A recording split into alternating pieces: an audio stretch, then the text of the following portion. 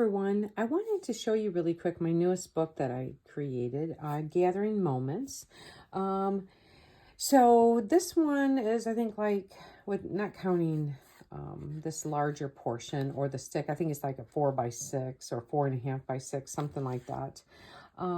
This book is dated late 1800s, maybe early 1900s. I'm still looking for the paper, but I know it was late 1800s on some of the pages. So I just want to, kind of double check, but it's somewhere around that range. But it was in really bad condition. So I have had to do a lot of TLC to this to repair it. And you can see some of the original coloring of the cover back here. But so anyways, let me show you really quick. I incorporated one of my sticks from my walks in nature. Okay. And one of my tree images, but I actually went then and I colored it. Well, I painted it, did some paints, inks, pencils, different things like that to change the coloring. Excuse me, I wanted green tones this time. Some vintage elements on here.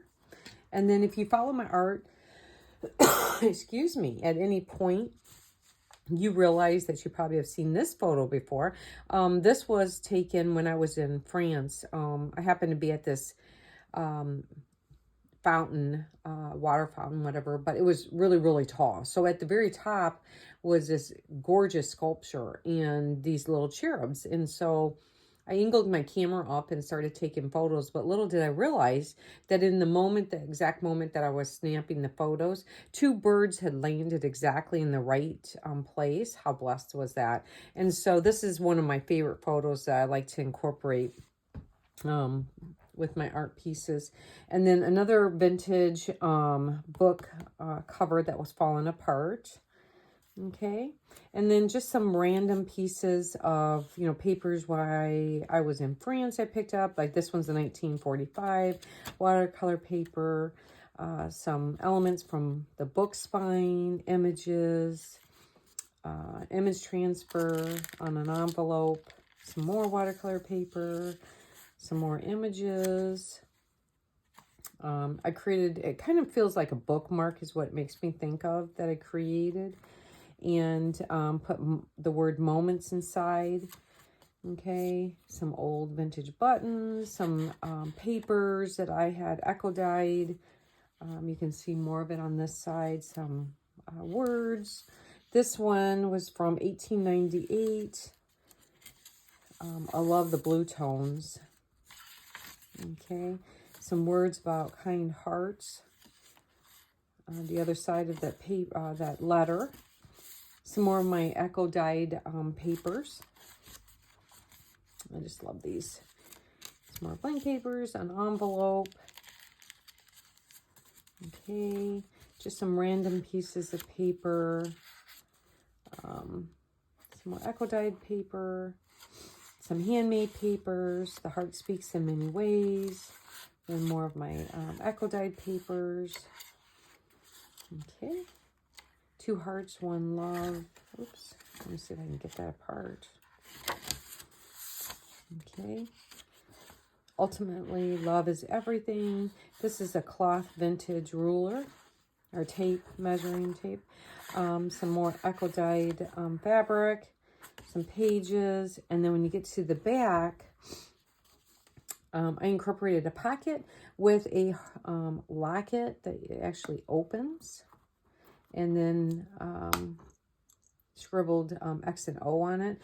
You can actually put stuff in it, and then you lift it up and you can write underneath. And then you get to the back, and it's like this. I like to collect and gather pieces of my journey. So this was a fun one to make. I do get asked many times, how am I able to really, let my books go? When I'm creating them, it's really just a inner voice that tells me whether or not this is a piece that I'm supposed to keep, or, is it something I'm just creating and I'm going to pass it along? Sometimes I don't know until I'm totally done. I could start off with the piece and I just am in love with this piece and I just know I'm going to keep it. But when I get to the end, there's just a feeling inside that comes on that it's, you know what, it was yours for the time being, but now it's time to let it go into the universe. So that's how I kind of know from that point. Some people have asked me lately, I've been getting emails, how is it that when you know when to stop, how far to go in it to fill it up? Again, that's just a preference, an inner voice thing.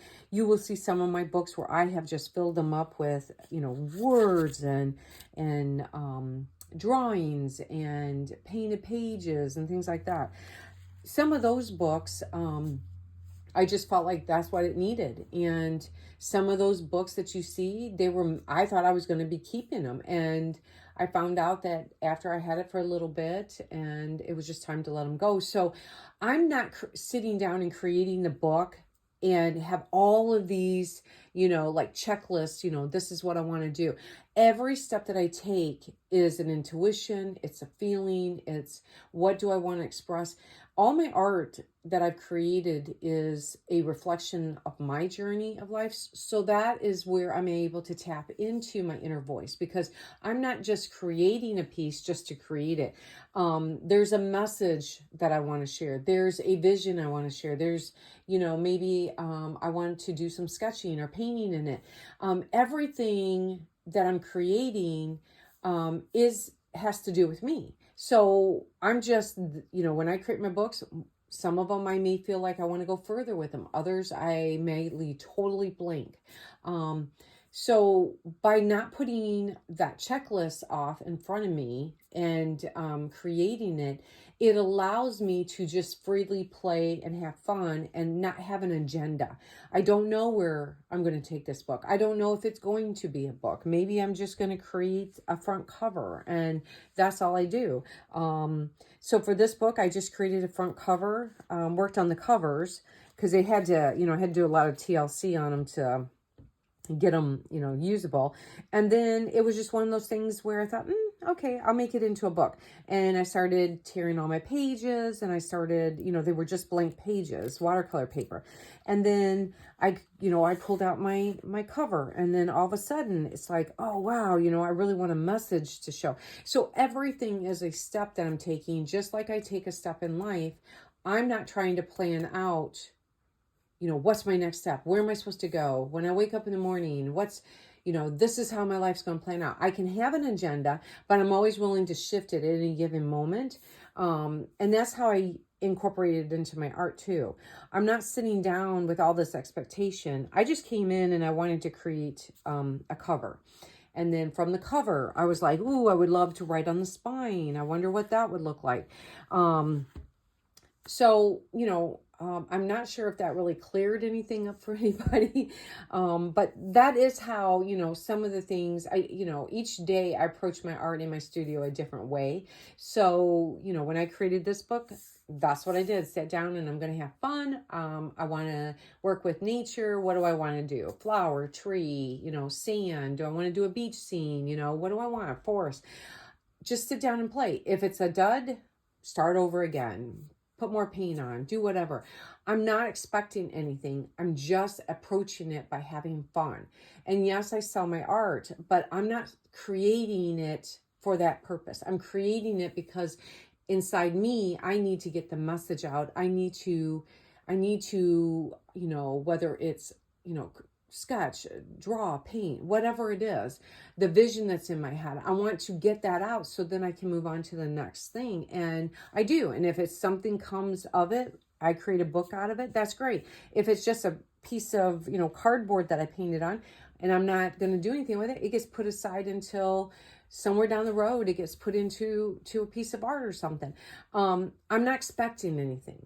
So then what that does is it opens up a whole world of possibilities for me because I haven't limited myself in the direction I'm going. I'm not limiting myself in the supplies that I use. And I'm not setting myself up for disappointment if today all I did was create mud. Well, I created mud, but I had fun. you know? So I'm taking a lot of that pressure off of me, and I'm taking a lot of, you know, expectation off of me, and trying to tap into my inner child and say, you know, kids don't have they just want to have fun. They just want to play. That's what I do when I walk into my studio. So I hope that cleared up some of the questions I've been getting lately. If not, then I'll try to work on it for the next one that I show you guys. Okay. Thanks, you guys.